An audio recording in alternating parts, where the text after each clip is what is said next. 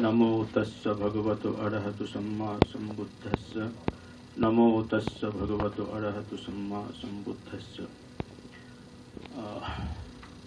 परम आदरणीय मरवा जी, ललन जी और विद्वत जन मंडली, सुधी जन मंडली, सभी को मैं अपने ओर से शुभकामना देते हैं। आज जो पुस्तक का विमोचन होने जा रहा है, जातक काव्यमाला। सबसे पहले ये जो शीर्षक है, उस शीर्षक के संबंध में जानना चाहिए। जातक काव्यमाला 3 शब्द है। जातक ये संस्कृत साहित्य, संस्कृत भाषा में भी हम पाते हैं ये शब्द, पाली साहित्य में भी हम पाते हैं, दूसरे अन्य आधुनिक भारतीय भाषा में भी हम पाते हैं। खासकर हिंदी में जातक जब कहते हैं कि ये बच्चा, जो बच्चा है उन्हें हम जातक कहते हैं। लेकिन पाली साहित्य में जो जातक, ये जो हम कहने जा रहे हैं या सुनने जा रहे हैं, पढ़ने जा रहे हैं अभी, जातक एक विशेष बच्चे के लिए आया है, न कि आम बच्चे के लिए है। जातक जो भावी बुद्ध है, वो किस रूप में वो बुद्ध हुए, मनुष्य के रूप में आए, यानी भावी बुद्धों की जो कथा है, कैसे वो आम प्राणी से लेकर एक विशिष्ट प्रबुद्ध व्यक्ति बने, संपूर्ण मानव रूप में एक जो विकसित रूप में वो जन्मे, वो जो कथा है, वो कथा जिसके संबंध में है उन्हें कहा जाता है जातक, यानी भावी बुद्ध के बारे में। तो बुद्ध और बुद्धिज्म कभी भी कोई एक्सीडेंटलिज्म पर विश्वास नहीं करते हैं। वो कार्य कारण पर आधारित सभी तत्वों को, संसार में ये जीवन में जो भी घटना घटती है उसके पीछे कोई ना कुछ कारण बताते हैं, किसके कारण, इस कारण से ये हुआ, अगर ये ना होता तो ये ना होता। ये जो कार्य कारण संबंध पर आधार पर एक आम प्राणी, हम दूसरे साहित्य कई धर्म ग्रंथ पढ़ते हैं, लेकिन वहाँ एक विशेष दर्जा के जो व्यक्ति होते हैं उन्हीं को महत्व दिया जाता है कि भाई वही ज्ञान के अधिकारी है। बुद्ध कहते हैं कि नहीं, हर प्राणी में वो बुद्ध बनने की संभावना है।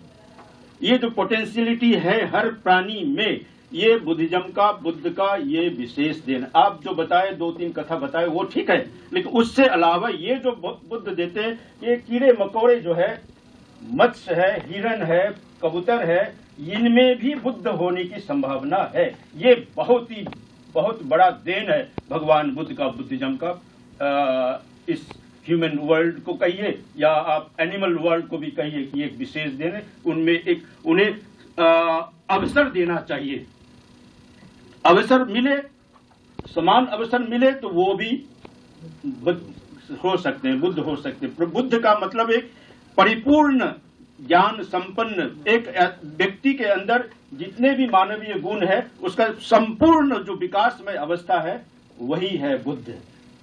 और बुद्ध, यही जो आपको जातक कथा है, 550 जातक है, उनमें से 547 जो है उपलब्ध है। उन 545 जो जातक कथा है वो पाली भाषा, मूल जो है पाली भाषा, जबकि उस समय की जन्म भाषा थी, उस भाषा में लिखी गई है वो 50 जातक।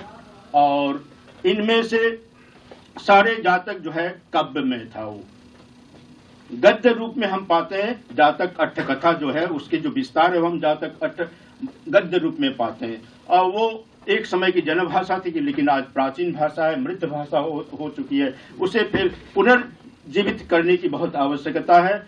इसमें हमारे आनंद कौशलन जी इसमें बहुत योगदान दिए, और कि उन्होंने पूरे जातक साहित्य को हिंदी भाषा में रूपांतरित किए।